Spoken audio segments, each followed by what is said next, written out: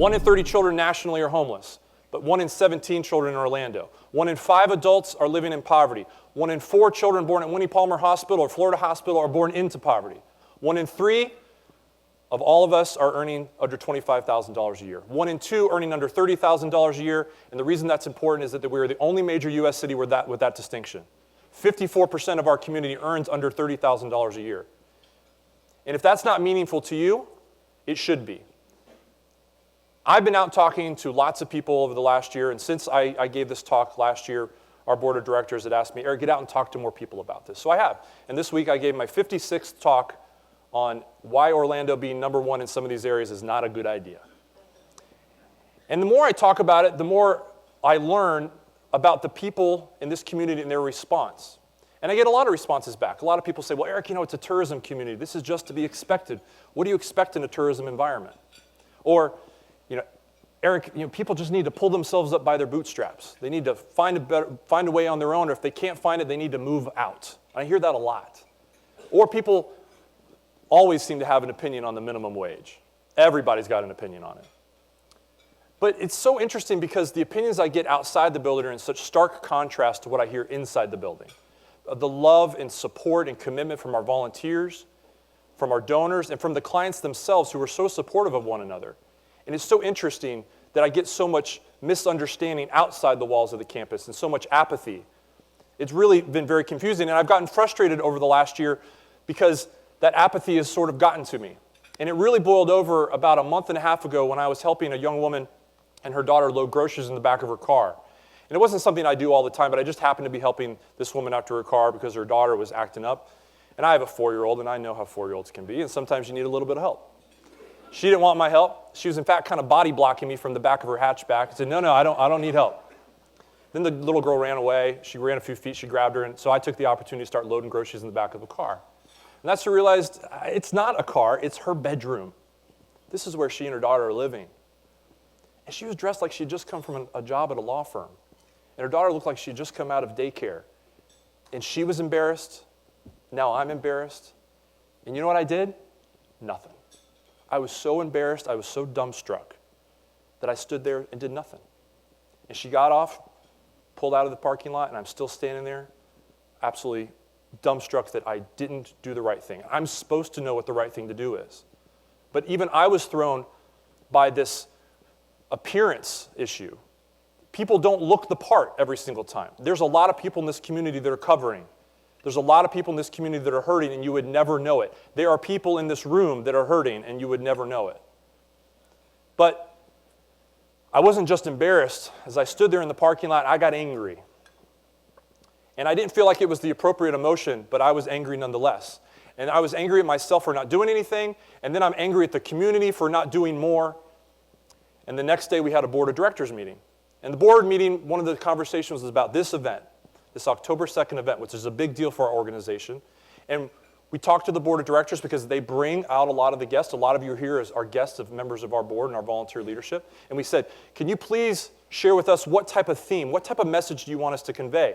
And they said things like empowerment and hope and dignity, inspiration. Let's talk about emotion. Let's talk about how we can really tap into people's emotions because this stuff is important. And I'm sitting there listening to it, and I agree with all of it, but I'm not feeling hope or dignity.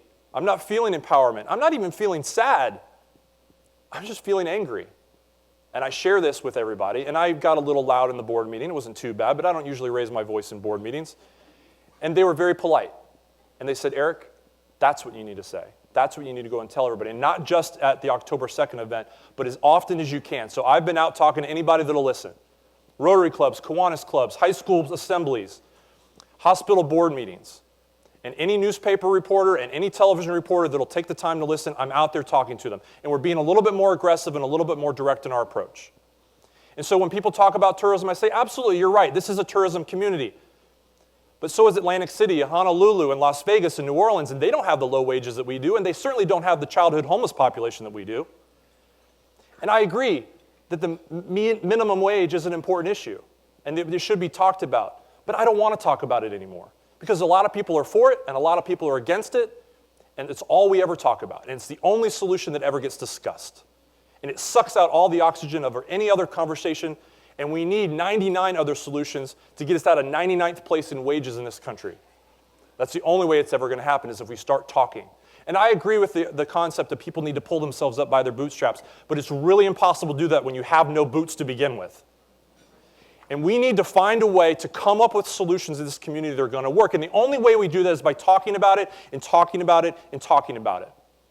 And so Scott's right. The numbers are important. And I could talk to you about the median wage and the rate of homelessness and the rate of poverty in this community, but he's right. The most important is the number one.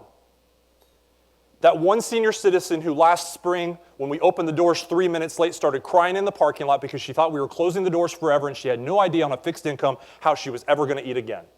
You remember that? That one veteran who we were able to help get a job. That one mother of 6 who I talked about for those of you here last year, who's now in a home, but she failed to tell us that there was no furniture in the home, so when Kirk and I found out that they were sleeping on a hardwood floor with one sleeping bag underneath all 7 of them, we went and loaded in some mattresses and some bed frames and a refrigerator, and we were able to help her out. That one person is so critically important to us. And it's not just the clients, it's that one volunteer who has a black eye when she comes to the office a little too often, and we're able to build a relationship with her so that we can get her into some counseling and visit with Dolores at Harbor House and say, here are your options. You're not alone. We want to help that one family who's able to bring their children out to volunteer for the very first time and maybe expose them to a lifetime of public service. Or that one Special Olympian who comes out religiously every single week with special transportation because he can't hold down a job because of his disability, but he makes it every week to see us. And his commitment is so true, and he's such a great volunteer that he was actually recognized by the Heart of Florida United Way as the Central Floridian Volunteer of the Year for his work at the Community Food and Outreach Center. And what was really amazing about this, we're not even a United Way agency. And what was really special about that when Patrick won his award, he had also won a silver medal in the Special Olympics basketball that year. And he said, Eric, I earned this. I earned this. He kept saying that. What do you mean when you earn this? I mean, I agree with you, but what do you mean? He goes, I earned this for mom and dad. Because now they believe that I have value and I can give something back. That was special. And that's what's important, is the number one, every single time that we help a family afford groceries when they couldn't before, or help somebody get a job when they couldn't before. Because it's no longer okay for us to be quiet in our discontent. We have to talk about these issues for that person, for that one. We want to get you involved in this. This event is very transparent. We're here to ask for your support. We're here to ask you to help us make a difference. We want to show you a return on investment. We're a business. We're a nonprofit business, but we're a business. And we aren't just a food agency. We are an anti-poverty movement. And you are part of that movement just by being here today. We will get Orlando out of last place in wages somehow. It may take us decades, but we're going to do it. We may have some struggles along the way, but we are going to lower the poverty rate. We will find a way to do it. And through our programs and services that we offer, and the amazing case managers and the amazing volunteers that work with us, we are going to lower the poverty rate, even if it has to be one person at a time. Because that's what we're doing. We're getting people out of poverty one person at a time. So you don't have to be a staff member or a lifelong public servant to make a difference. You can join with us, set your minds to making a difference, set your minds to join another group of volunteers to make a difference, because that's the only thing that ever has. And it's the only thing that ever will. We need you to inspire us so that we can empower others. We're doing pretty well. We've had a very good year. But with this influx of people has come a strain on our facilities, on our volunteers, and particularly on our staff. So we need your assistance. We need you to give. We need you to support us. We need you to join us. We need you to unite with us in the fight against poverty. We need you to unite together in the fight against poverty. Please unite against poverty. Thank you.